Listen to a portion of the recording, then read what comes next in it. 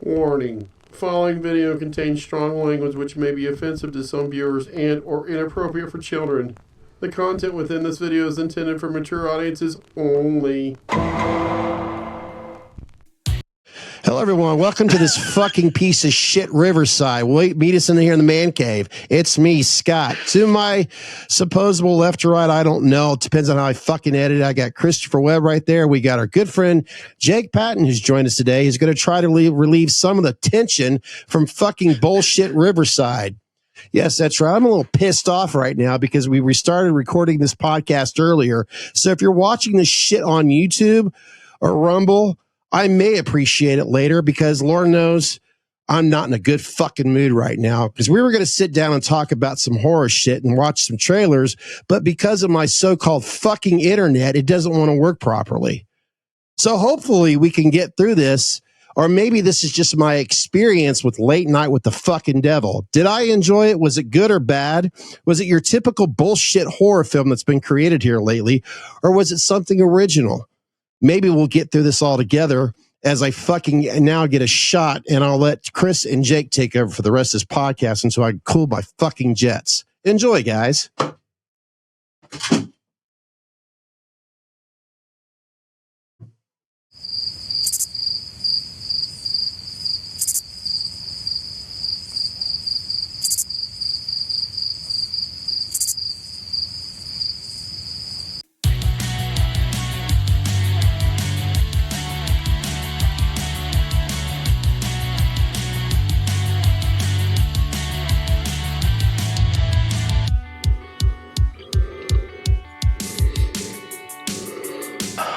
They call this the nose, Jake.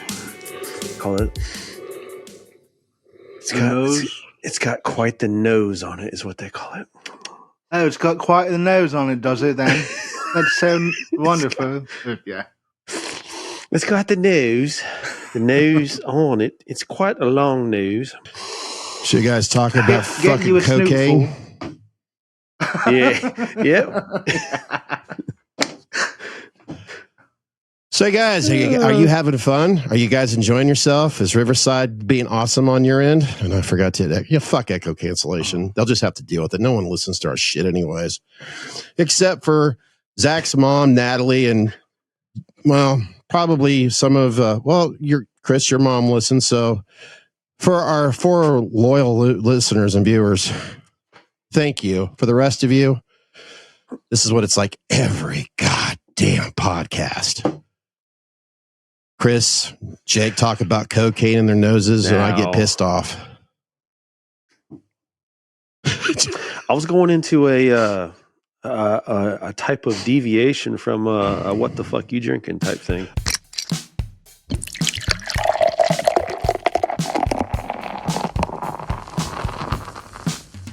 What the fuck you drinking? I brought a heavy hitter out tonight. The Ardbeg Ugadal is what it's called. But other than that, I'm just drinking regular beer. A little bit of Terror Bird. That's what it's called. A little bit of Rheingeist there. Been seeing that here lately on the shelves at the local grocery stores. It must be their fucking delicious. Their I guess seasonal or their monthly brew or. I'm gonna say yes because I don't see it that often, so it's got to be. Jake, my friend, an eye for horror. Let's put some plugging in right there. An eye for horror. I like it. Hey.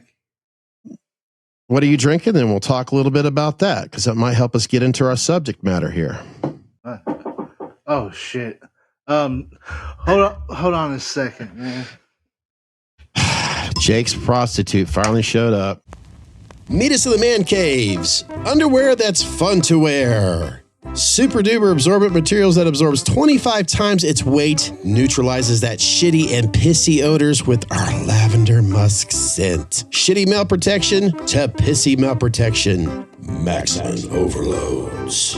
Meet us in the man cave's fresh protection underwear that's so damn fun to wear. Now come on, what are you wearing? Only available at Bubba. So Jake, an eye for horror. Is that, from what I understand, the name of your new podcast? Is that the name of your new podcast? Like, oh my god, that is so the name of my new podcast. It's like an eye for horror, like whatever. Yeah, that is. It's And fucking fancy in here. exactly. So, with an eye for a podcast, what the fuck are you drinking? What the fuck? WTF, man? Mike's Harder Lemonade, 8% alcohol. It's open to everyone, every kind, every individual, especially for people who have an eye for horror, man. He may have that sponsored on his new podcast. So Chris, of course, is drinking some Rheingeist. And when I go down the deep, dark tunnel, I have to rely on something that I can depend on. Some Heineken and some orange. I'm just going with my tradition. I wasn't going to drink any of this tonight, but fuck it. But here we are, right? It went down and it felt just right. Speaking of eye for horror, I want to hopefully set up a trailer that we could watch. Let's get into some Beetlejuice.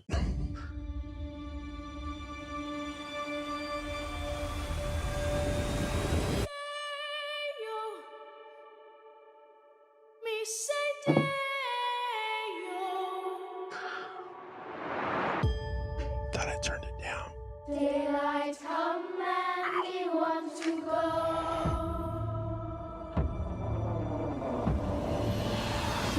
Mr. Tallyman, tally me banana. Daylight come and we want to go. Me say day, me say day, me say day, me say day, me say day.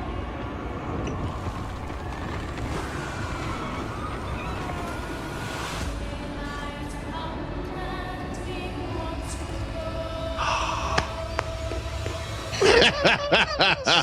Yes.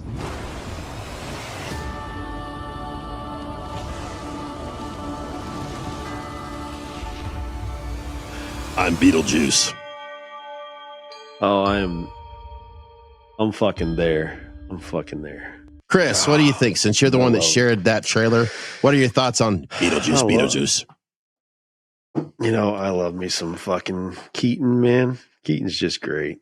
I love seeing him on the screen. It's just, there's a nostalgic, and then there's like a part of me that's just like these characters he created, like such as Batman or something like that. Batman and Beetlejuice is just, man, I can't believe it took him that long to step back into that role. But him and Tim Burton together, that's just so fucking great, man. I love it. I'm going to be there first day. Seeing him in that makeup, oh man, it's awesome. I just want to hear him say, I'm Beetlejuice. It would ruin it, but still. And if I could, that title, Beetlejuice, that only leads me to believe there's going to be a third. There has to be, right? Beetlejuice. That's fucking genius. I mean, I guarantee you Tim Burton. As long as the money mode doesn't ruin it, I'm down for it. I mean, yes, I want to be wealthier. I want to be able to afford my bills and have a future and never work again. But at the same time, I feel like money ruins the creativity. But with Tim Burton, sometimes that's hard to. Tim Burton's just, he's too damn good. He's a different duck. And he just does whatever the hell he wants. Yeah.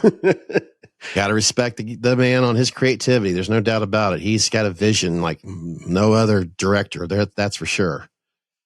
Jake, an eye for horror. What are your thoughts on that trailer? I think it looks really good, and I'm excited to see it too. And Jenna Ortega is really badass actress too. And Winona Ryder, I think it'll be exciting. Mm-hmm. Yeah, it's sad that certain things didn't happen to another actor here recently. I mean, I'm not going to get into the politics and everything about it. Shit happens. If he's guilty, then shame on him. If he's not guilty, I hope that you know what I'm talking about. Alec Baldwin, the situation that happened on the set, where we don't need to go there. And I just feel like if that didn't happen, then there's a very good chance Alec Baldwin would have been a part of this production. But you know what? This is not about Alec. This is pretty much about, as we all know, Michael Keaton himself. Let's face it, it is. It's Beetlejuice. It's Beetlejuice. And come on. that was what what was it called? Not Night Court. There was a movie that was out before Beetlejuice, before Batman. It actually had Henry Winkler and Michael Keaton. It was a comedy. Chuck Lumley's a nice guy. Maybe too nice. And everyone knows it.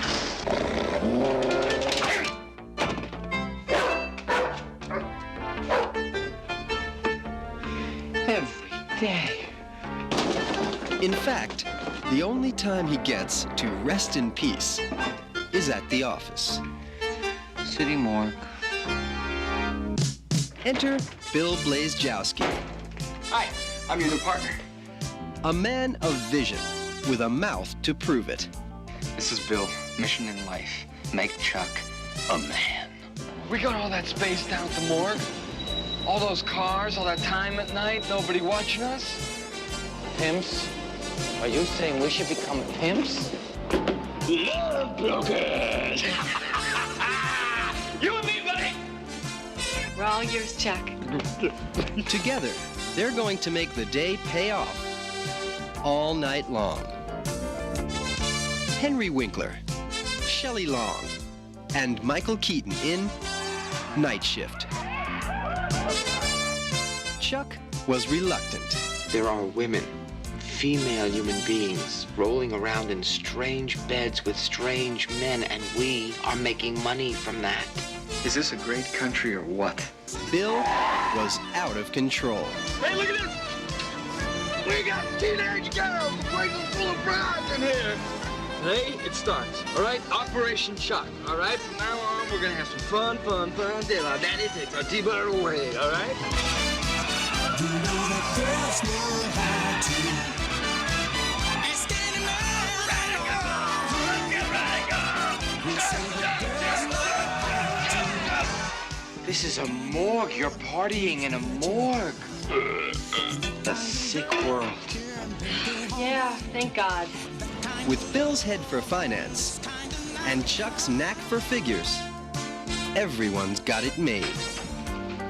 There's only one minor obstacle, and it's not the Better Business Bureau. Hold on, Chuck, I'm coming, buddy!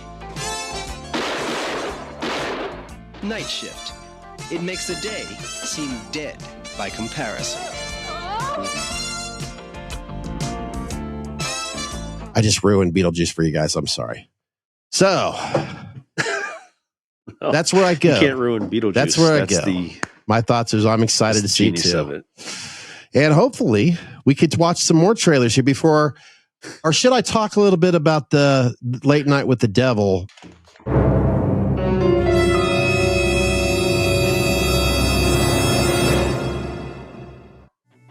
Meet Us in the Man Cave apparel available now. Get your very own Meet Us in the Man Cave house, boat, car, child, guitar, batteries, dishes, household apparel, kitchen apparel, hoodies, sweatshirts, t-shirts, shower curtains, phone cases. Oh, the list could go on and on and on. Isn't that right, Chris? Question. Can Chris? I do it with my butt cheeks? Meet Us in the Man Cave apparel available right now at redbubble.com. Remember, only a few of those items are available, including hats. Since we're into the Jenna Ortega little universe here, what's your guys' thought on the Scream developments? Nev Campbell coming back. What's her name? Melissa. I forget her name. She's being thrown out now. What's your guys' or something like that? What's your guys' thoughts on that? I'm blank on it. I haven't really been following the Scream here in the let's say I haven't really been keeping up with it the past 6 months. That's the best way to put it. So help me out a little bit. In between with Scream 7, they didn't want to pay Nev Campbell pretty much she felt like she was kind of deserved royalties for bringing what she brought to Sidney Prescott. And where she was in terms of the whole, it'd be like Jamie Lee Curtis, like wanting her royalties for the Halloween universe, I feel like. And they didn't want to meet her financial goals there. They didn't want to pay her so much. So it felt like they kind of went with lesser known actresses, and Nev Campbell was kind of out for the last Scream that was out. I think it was Scream 6. Is that right, Jake? Yeah, Chris. Scream 6. Yeah. So we're coming back into Scream 7. Obviously, Scream 6. I mean, I saw it. I wasn't too hyped on it because, kind of going back, I am a huge Nev Campbell fan. So I kind of did have a little boycott thing going on. Like, I don't think that's right what you did to Sydney. I'm kind of a Sydney fan, so I didn't watch it. But they kind of ousted her out for 6. And then, 6 did what it did. And now they're kind of coming full circle and they're trying to bring Sydney Prescott back into the Scream world. So they're agreeing to pay Nev what she wants to come back into the franchise.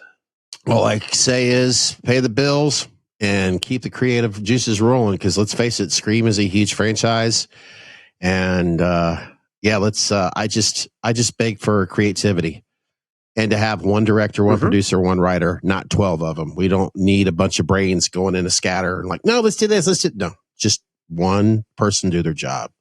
I think that's what helps out quite a bit.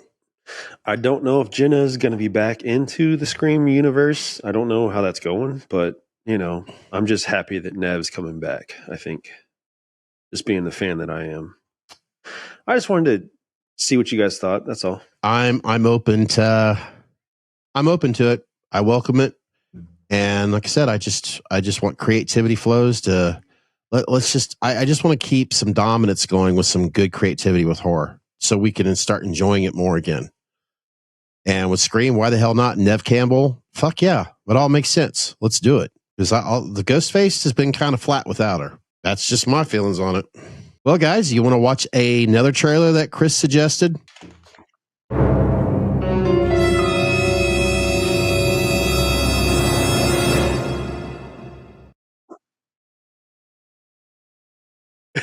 Let's do it.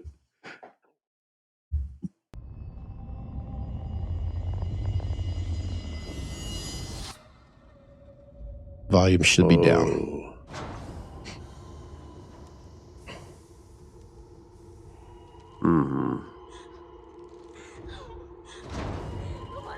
Ooh, caption.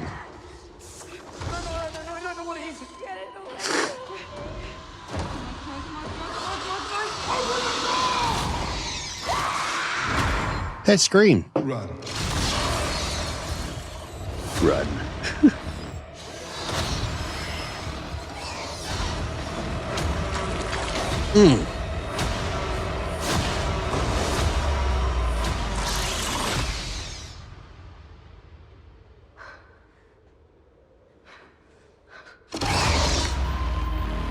Alien. I've seen that Tom Moraine for a second. I'm like, what? No. Stop. All right. Chris, you went first last time. Jake, what are your thoughts on that trailer? Damn, that looks amazing.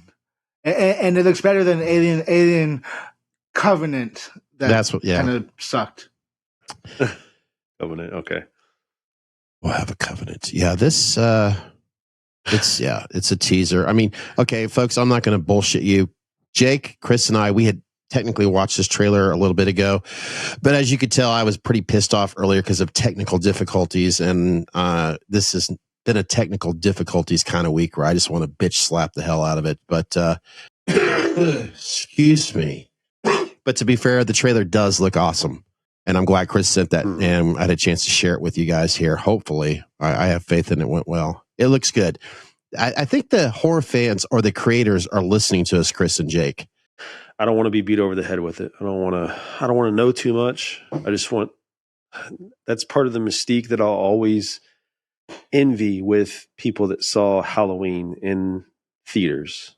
You should envy yourself now. But yeah, I knew what to expect. Like, people walking in there, they would, of course, there was a whole bunch of marketing leading up to it, but nothing that gave away the whole story. I don't think it was like there was a mystique to it. It was like you went to the theater and I feel like I would have been blown away. And I don't think we get that anymore. I think these trailers take it too far. Teaser trailers are nice because they just, especially all these overhead shots and the claustrophobic feel of that that Romulus, alien Romulus, makes you feel good. It makes you want to go and see for yourself what comes out of it. Not knowing where you're going with it. If I could give an example of one that went too far, I'm going to throw the Crow remake out there. Yeah, we all know what to expect, but we've seen the whole movie already. Gave too much. Jake, you being an eye for horror, and I'm plugging the shit out of it because I think it's just a brilliant name for a podcast. Seriously, an eye for horror. I mean, there's no doubt anyone that follows you on social media or pays attention, takes the time, follows you on all your social media platforms. And I didn't want to sound rude there because it did sound rude. But it's quite obvious that you are a huge fan of horror. I mean, what are your feelings like when you see these trailers? Not just these two, but as what Chris was talking about. I mean, share your own thoughts and feelings on this from a horror fan. Does it ruin it for you when you see too many trailers, or? Yeah, it does. I like to be teased a little bit. I don't want to know too much about the plot or the story. I want to be surprised when I go to the theater and actually sit my ass down and watch the movie. You know. So I like to be teased somewhat. I mean, I couldn't help but think of Beetlejuice. Tim Burton. Could we get teased with a cameo of Johnny Depp? Now, that's just my imagination because we're being teased. That goes back to using our imagination as a fan of the genre. I want my imagination to think about this film. It doesn't start till May, and my expectations get high. And were they met? Was I disappointed? But still, it got me to thinking. Yeah, so your imagination is going to keep working with that and be like, holy shit, what if we do get a surprise Johnny Depp? And then you sit your ass in that seat, and it happens in Night Made, right? Yeah, Johnny Depp will be in Beetlejuice. Well, guys, I really am itching to talk about Late Night with the Devil, but I know I'm still debating, should I spoil it or not? But before I do, Chris did inspire me with something, and he just mentioned it a moment ago. I'm going to tell you right now, folks, I refuse to have anything to do with this 2024 The Crow, because as far as I'm concerned, it's an insult to the original Crow. It's an insult to Eric Draven. I'm getting my alphabet screwed up here. It's an insult to Brandon Lee. And for all of you emo fans out there, for all of you out there that really got into that fashion, you know where it started? It started right here with the only Crow that I'm going to watch and the only trailer that I'm going to share with you when it comes to The Crow.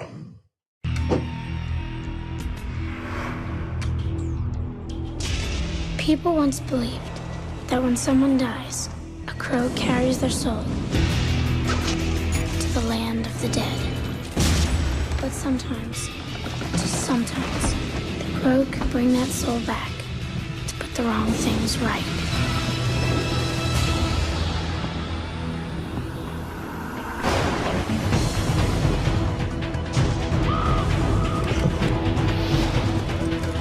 You're all going to die.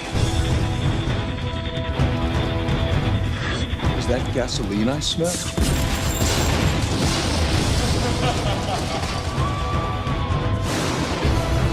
Victims, aren't we all?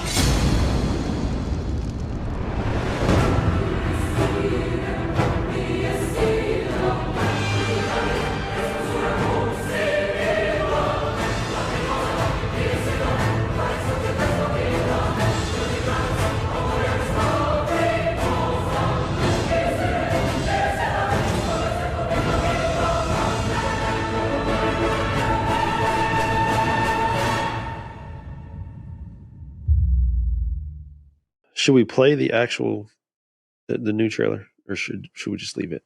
What if people haven't seen it? Chris, they can go watch. You have every right to have your opinion on this, and Jake, you as well. I don't want to fucking watch it. I've watched it several times. I'm a huge Crow fan. I'm big, huge Crow fan. That was like what introduced me to Burn with The Cure. I mean, you talk about the soundtrack, you talk about the atmosphere, you talk about the lead actor. That movie just had everything. It was like a perfect storm. It would be like trying to remake Halloween. You're going to piss off so many fucking people. It's a perfect storm. It is a classic. It doesn't need to be remade, especially with the shit that they did. I'm so mad about fucking Lil Crow. Is he a fucking rapper? Is he one of the little rappers? I don't even fucking know anymore. He's got, God bless people that's got the mullets, but whatever. He's got the mullet. He's got the face tattoos. He looks like one of the new little rappers. They were trying to target a certain audience, and it's very obvious what core audience they were going for. They weren't remaking this to try to appease the cult following or the older fans. They couldn't. There's no way that they could try to remake this with, what's her name? FL Twigs. I don't fucking even know anymore. She's no Sherry. Like, there's so many. I understand they're trying to make something original. That's the problem. I feel like if they would have just made a Crow sequel and not named him, Shelley Webster and Eric Draven, it would have been fine. We would have accepted another Edward Furlong. We would have accepted it, whatever the sequels were. We would have accepted it, and it could have been a great movie. But you fucked it up when you tried to name him Eric Draven. Yeah, I think it's a huge slash in the face. It's not going to work. What's that? Just this, whatever they're trying to feed us. Sorry, folks. I've got my brain on fucking technology when he said that. Speaking of technology, if you go back 30 years in 1994, when The Crow was originally released, I think enough of you out there know by now that Brandon Lee unfortunately died during the making of that film. And the fact that they were able to do what they were able to do back then in 94. I mean, thankfully, Brandon Crow was able to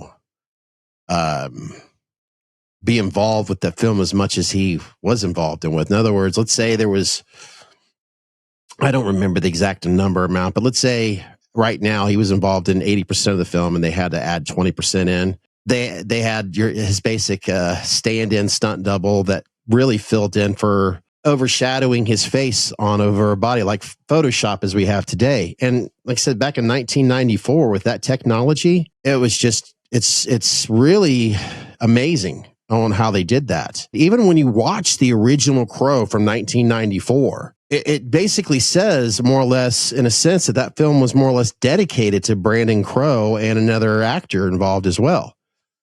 Now I can go here and defend the hell out of Brandon Lee and everybody else's performance in that film and the film itself on the just the cinematography and the visuals alone.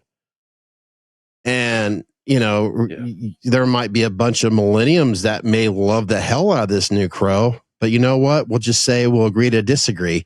You can enjoy your Crow and I'll enjoy mine, and we'll leave it at that. But Chris, Jake, I'm sorry. I refuse to watch one frame of this latest Crow. That's just me. If I'm being selfish and rude, then I'm going to be selfish and rude.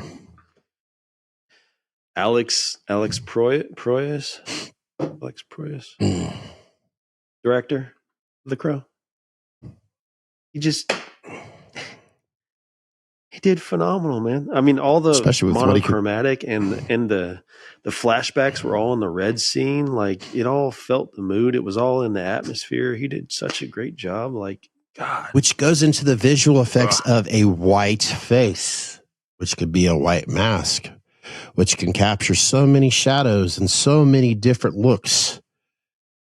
Eric Draven, Brandon Lee, with that makeup and the cinematography, the lighting, everything about it gave you the essence of as a lot of old school farts like myself that says H1's the best. Well, Brandon Lee with that makeup. There's zero. I haven't seen a single white face as well. He's not using white face at all. He's just going straight black, I believe. Bill Skarsgård. I don't think he's using the white face at all. And if you notice in The Crow, I think that theater mask that was hanging on Shelley's vanity. Yeah. I think that's where he got the whole idea to draw the crow Yeah. face. I mean, when he touched it. Basically, as what you're describing there, Chris, they're giving the visual. That's what inspired him to do that. So, and it's also makes me think of an old not Jackie Robinson, Tears of a Clown, an old song. Yep. Smokey Robinson. Thank you. I was waiting for Jake to shine like he normally does on our podcast. Smokey Robinson, Tears of a Clown. As he and Jake sneaks up on you. Jake, what are your thoughts on The Crow compared to the original? To possibly, I don't know. Have you watched the newest trailer? I also, like you, refuse to watch it. The 1994 Crow is a classic. Hey, freak, whatever. Halloween ain't till mañana. Morphine is bad for you and such. Shit on me. I love it. I love that movie. It's a classic. Shit on me. Right?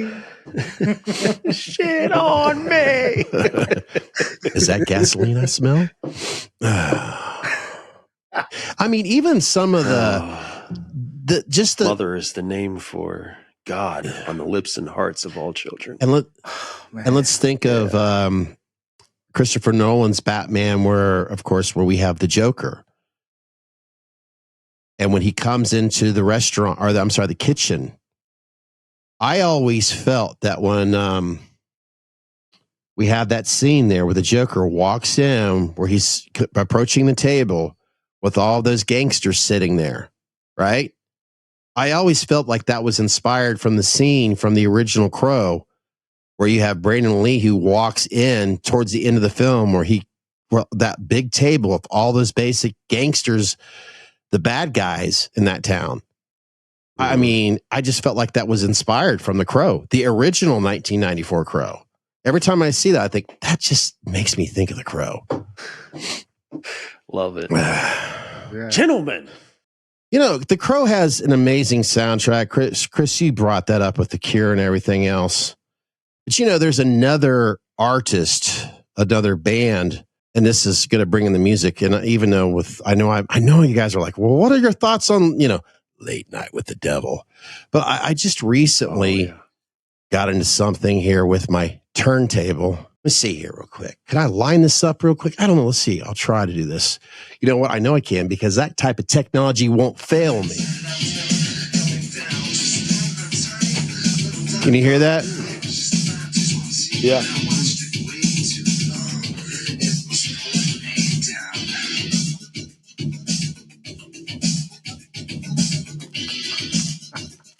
I had it upside down.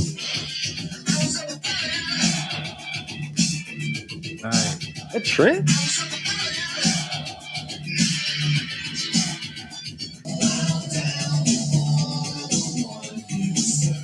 Mr. Trent Reznor, man. 1989, 9 Inch Nails. Yeah, I'm going to keep that audio in there from vinyl, the technology that doesn't fail me. Pretty Hate Machine. Bring a little bit of music into this podcast here. This is one of my favorite albums. I'm surprised I didn't talk about it in season 1. This takes me back to a certain time in my life where I was kind of... I'm not going to get into it because it's a podcast on its own, but I love this album. This is where I discovered 9 Inch Nails. Valleys. This is a killer album. Yeah. Oh, God. Sorry. We mentioned The Crow because there is a song from 9 Inch Nails in that soundtrack. And I'm like, okay, time to plug a vinyl record. Fucking great album. Or soundtrack, I guess. I still call it an album. I don't give a shit. It's a great album. I mean, even though it's a soundtrack. Well, it's like the same difference, It's it's an album, but the soundtrack to the movie. I don't know. Yeah. It's just, you talk about an album, you talk about certain artists. This is obviously like various artists, but it's put together so well that it's cohesive. It works. It makes the movie what it is. The atmosphere and the soundtrack, it was just it's perfect. And as I was trying to kind of put my needle away, because, I want to be careful. I protect. That's one great thing about vinyl. You're more protective over it. You kind of baby everything with it.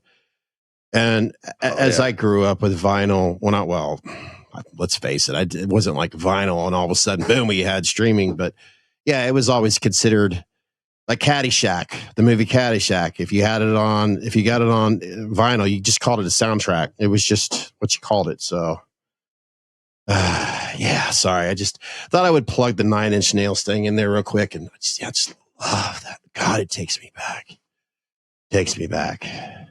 Great album. Chris, do you have any decent albums you've gotten that you like here recently? While I'm trying to set up this next trailer.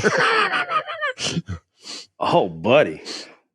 We're into music now. Damn.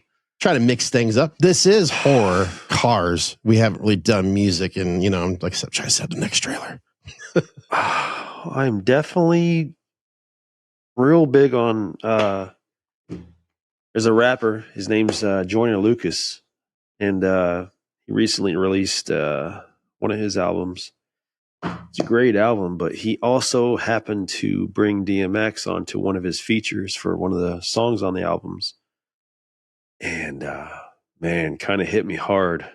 I mean, we haven't heard an actual, DMX, the bars, the 16s, we haven't heard none of them since he died pretty much.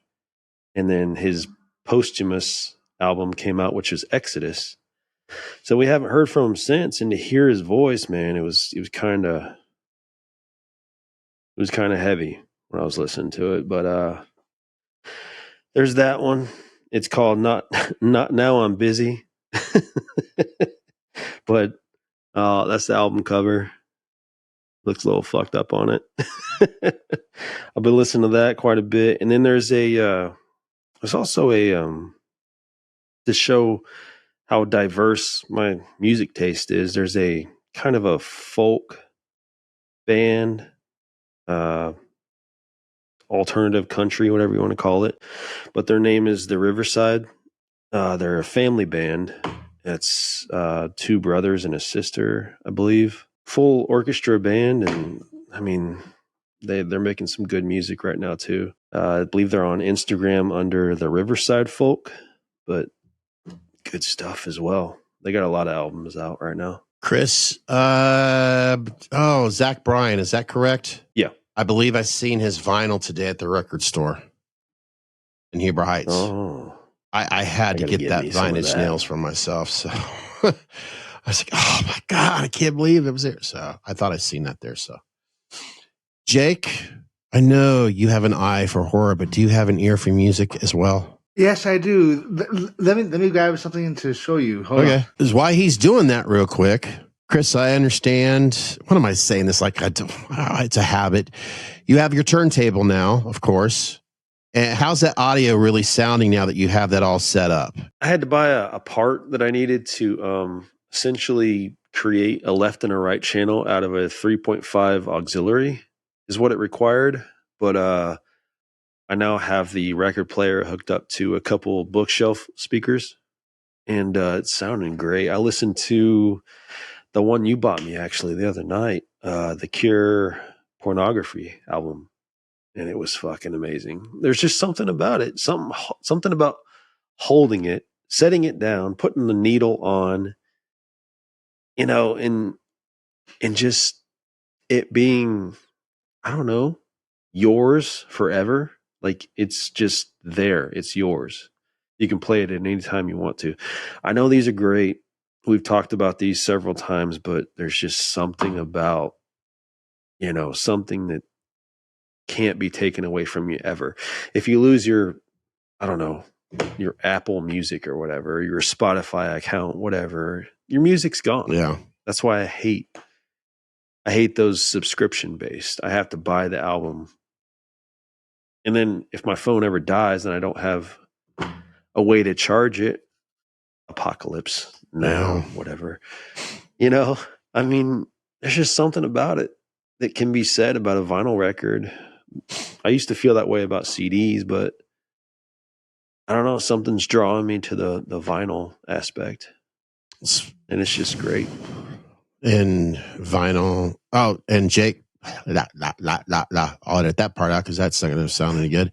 Speaking of the vinyl, as we continue down at 9 Inch Nails, you talk about The Cure, enjoying it, vinyl more and more.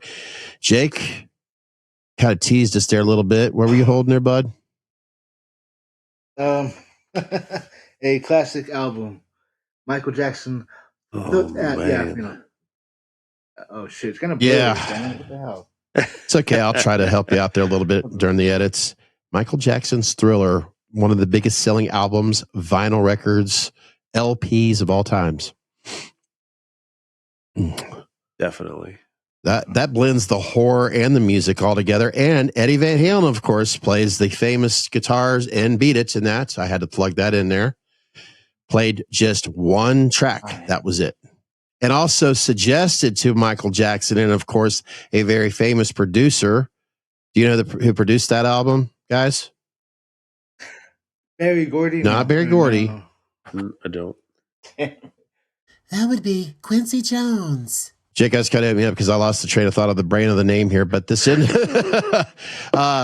actually Eddie Van Halen suggested, you know what? How about we try this when it came to Beat It, when it came to the music? So they actually went with Eddie Van Halen's, you know, yeah, you're right. That does sound better. I mean, those were actual Michael Jackson's words to Beat It with the guitar riffs. I'm not talking about the guitar solo, but the guitar riff, the rhythm. I'm like, wow, Michael Jackson. Yeah, you're right, Eddie. That does sound better. Or, yeah, you're right, Eddie. That does sound better. I was going to say, he would say it exactly like that. Yeah. I just wanted to make sure we get Jake's seriously, it was up there. In fact, if I remember correctly, Michael Jackson did had responsibilities of the shares of owning even the rights to the Beatles, their music at one time. Well, we could go down a rabbit hole there big time. I don't know. But you know, I think we should get back to some of these trailers here real quick. Chris, I'm glad you can enjoy your vinyl. I'm so thrilled that you can enjoy it and appreciate it, especially when you get into some music. Sometimes you really get the split between the left and the right. You can really get lost into those vinyl. I mean, I think you get locked into the songs from your favorite artist or from your favorite albums even more when you're listening to vinyl because you're just concentrating to it more. So speaking of concentrating, as we have at least 2 viewers right now, let's go back to watching a trailer that I'm hoping that you have not seen this, Chris. We got to project our prosperity. We have to project more viewers. If we build it, they will come, right? Thank you, Mr. Costner. Drink more and it won't matter. Yeah, that's funny. Yeah. You know what? Seriously, here's a trailer, Chris, that I hope surprises you. If not, well, then it's like the first time tonight I failed.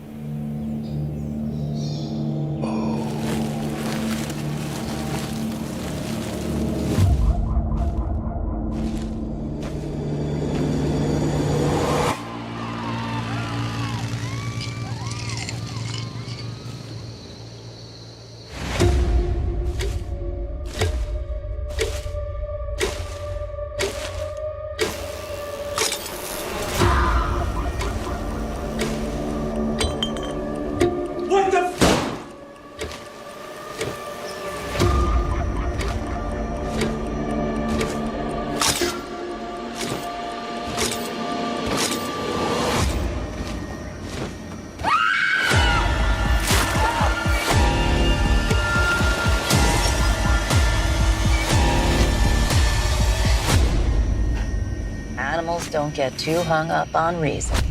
They just keep killing.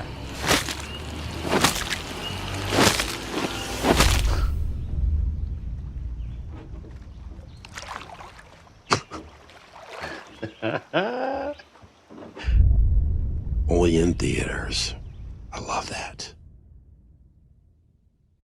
Very fucking cool. Sorry. Hold on, let me. I had only seen that title. I hadn't seen anything about it. Oh, really?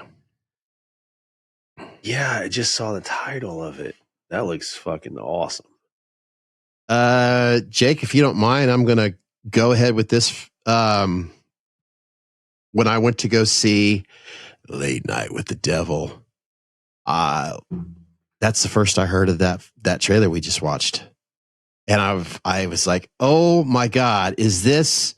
And I'm going to ask you real quick, Jake, have you seen this trailer? And who do you think of when you see this, when you're watching this trailer? I got to know. I mean, I already know what I'm thinking. No. But Jake, tell me, what are your thoughts when you see this trailer? All right, Scott. My first thought is Jason Voorhees. I think of Jason. Oh, yeah. The whole setting, everything. Unavoidable, right? I'm gonna say Jason with a really major attitude. I mean, how do you have Jason finally with it? He always had an attitude. Sorry, Kane Hodder. There's no doubt. I mean, I feel like a dumbass for even saying that right now. As we all know, Kane was a badass, but there's just something about this with the whole gun, and it's a mystery. It's a teaser. What the fuck's going on here? I love it. No explanation. Yeah. Gotta leave it alone. Yeah. Only in You gotta theaters. assume that the audience is smart enough to fill in the blanks. They're listening. Just give us. They're listening to the horror fans finally. Yeah. It's about fucking time. I'm excited about that one. I think that's a lot of good. That's a lot of good trailers. I mean, for the drought that we're supposed to have with the whole writer's strike and all that other bullshit, I feel like there's been a lot of trailers coming about that are kind of exciting. It's like, right? It's like we're coming back to the independence, a small production, and the reality of it is there's a lot of small productions that are hitting around. We're going to see a lot of stuff that's being presented out of Cincinnati, Ohio right now. There's a lot of film. Oh yeah. I heard they're filming. Yes. I think somebody says Stallone filming in downtown Cincinnati right now. It's going to be Rocky 874. It's going to be Expendables 18. As he says, Adrian, his dentures fall out. Well, guys, I'm going to end this podcast where I finally get Late Night with the Devil. But before I do that, before I share any thoughts, of course, I got to, share, hopefully, a screen, a trailer. We are back in 5, 4. Now, here's Mr. Midnight, Jack. God, that's awesome. Oh, good evening, Night Owls, and thank you for allowing me into your living rooms once again. Old school shit. Well, Night Owls, we've got a heck of a show in store for you tonight, and I'm very excited for you to see it all unfold before your very eyes. I really hope you love it. Gosh, I hope you love it. Please love it. Love it. I'm trying to host a nationally syndicated talk show, and I'm trying to help you keep it on the air. We all know how important it is to keep our sponsors and affiliates happy, but in my humble opinion, there is only one person who really matters in this whole darn crazy business. And that is you, our viewer. You're meddling with things you don't understand. Whoa! Now, as you know, here on Night Owls, we think it's very important to keep an open mind. Please welcome Dr. June Ross Mitchell and Lily, the young subject of the book, Conversations with the Devil. I really don't think it's a good idea, Jack. She's becoming more unpredictable. That's a good thing. That's why we still do live TV. Ladies and gentlemen, please stay tuned for a live television first as we attempt to commune with the devil.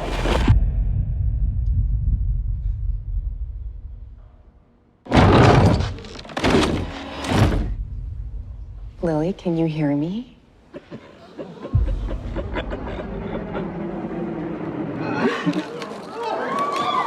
Good to see you again, Jack. Lily, return to me. This This isn't about ratings anymore. No one's going anywhere. How could you let it happen, Jack?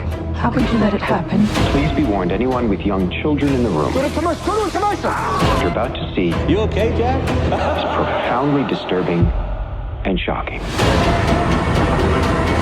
You get out there, Mr. Midnight. Late Night with the Devil. You guys can figure out the order here on how you want to share your thoughts on that trailer alone as I get another beer. Scott told me that he was going to see it, and I was instantly jealous. I had seen brief glimpses of the trailer of it, and I was like, this looks fucking cool. And then he told me he was going to see it, and I was like, oh, damn, I'm jealous. I can't go see it right now. So I was excited for you, if that's possible. Absolutely. Jake, before I get into my should I spoil it or not moment for you, what are your thoughts on that trailer? Oh, the trailer was awesome. It makes me want to see the movie. I've got to see it. And I am also jealous of you, but happy for you at the same time. Well, guys, thank you. I really appreciate it. It's been an emotional.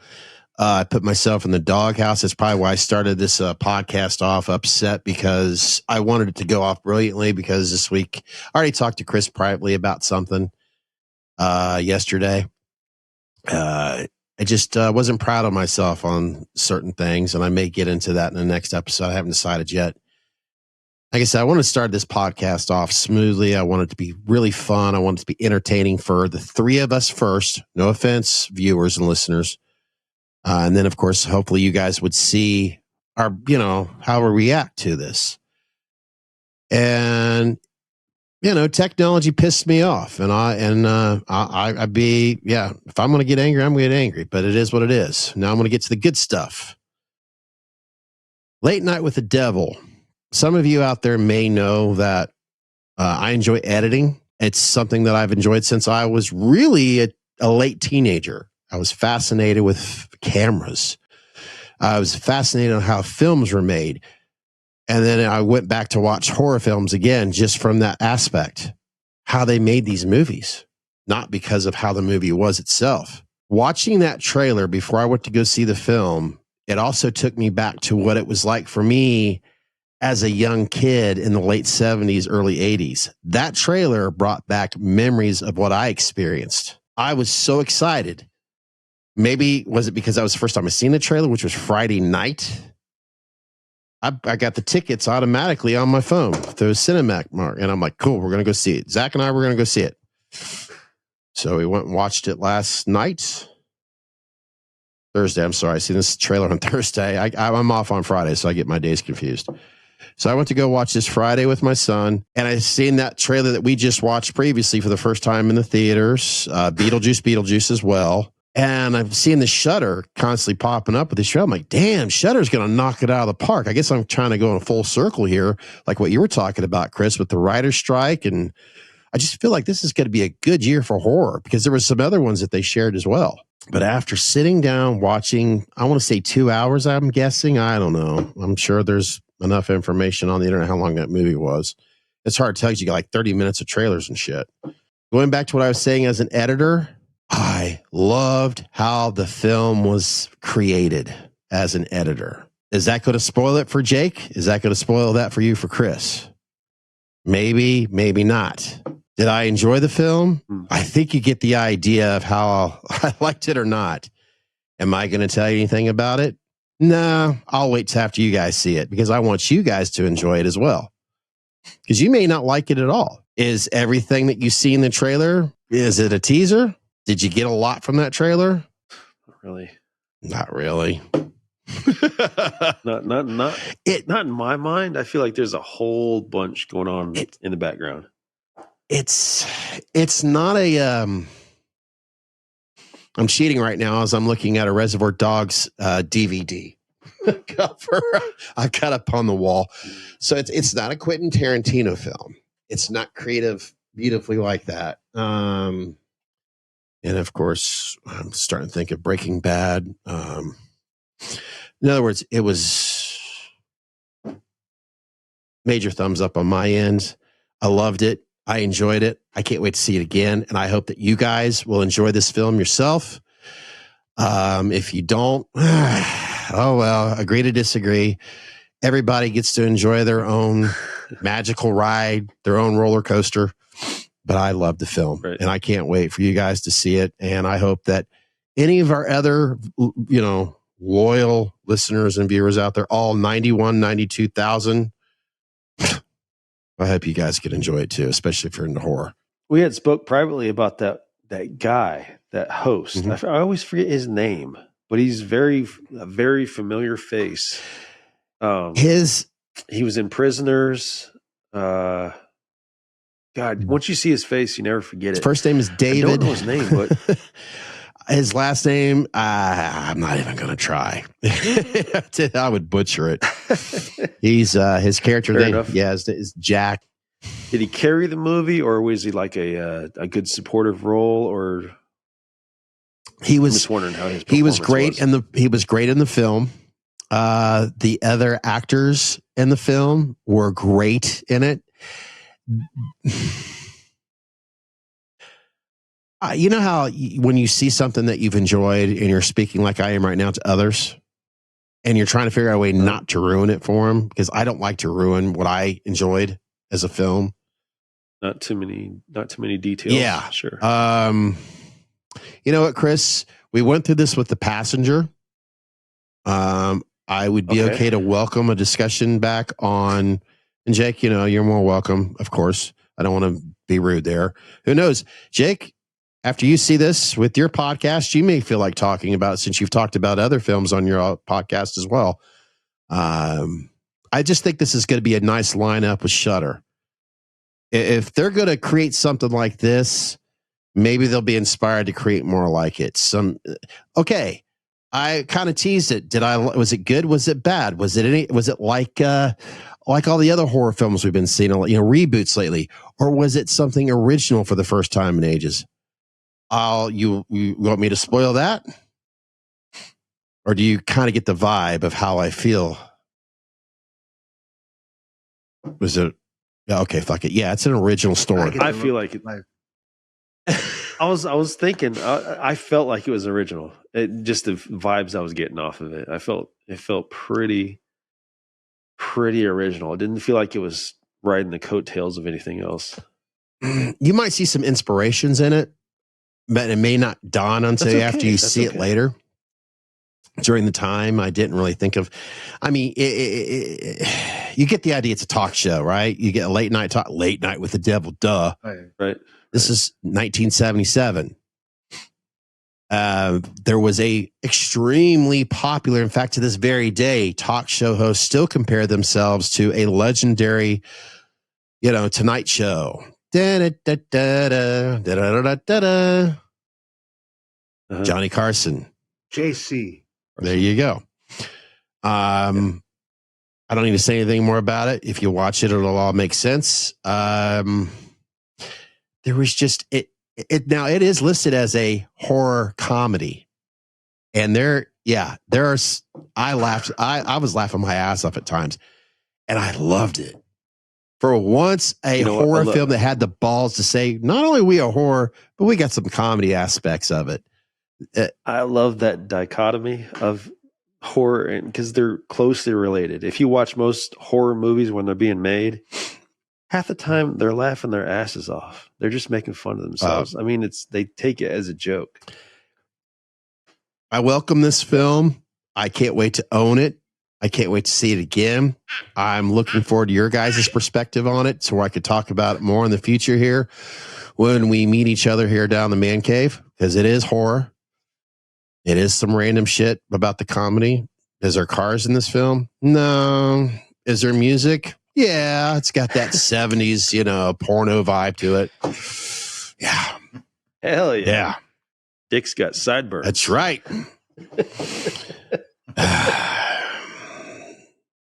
I think we put this baby to bed, guys. Episode 19. It started off kind of like I was ready to fucking tear my goddamn shit apart to where it ended in a good note because we ended it with the devil. Okay. Tune in next week as we talk about something that I've been kind of afraid to discuss, but I'm ready. And I think it's important because I know Chris and I are huge fans of a certain series, and it's an important issue all along. I'll give you a hint now, guys. If you're a fan of Friends, you might enjoy our next podcast. And I'm talking about the series itself, and who knows where it may lead into as well. We might be there for you. When it hasn't been your day, your week, your month, or even your year. Could we be any more annoying? I'll just hit that fucking button. Chris and I want to thank you for listening or watching Meet Us in the Man Cave. Since you enjoyed watching us, make sure you want to tell all your friends about us, subscribe today, and click on that notification bell. It's going to be helping you being reminded when our next episode is uploaded or even possibly a live stream video. You can follow us on Facebook, Instagram, Twitter, and of course, YouTube. You can listen or download to Meet Us in the Man Cave on your favorite podcasting app, available to stream or download so you can listen to us all you want, whenever you want. For more information, go to meetusinthemancave.podbean.com.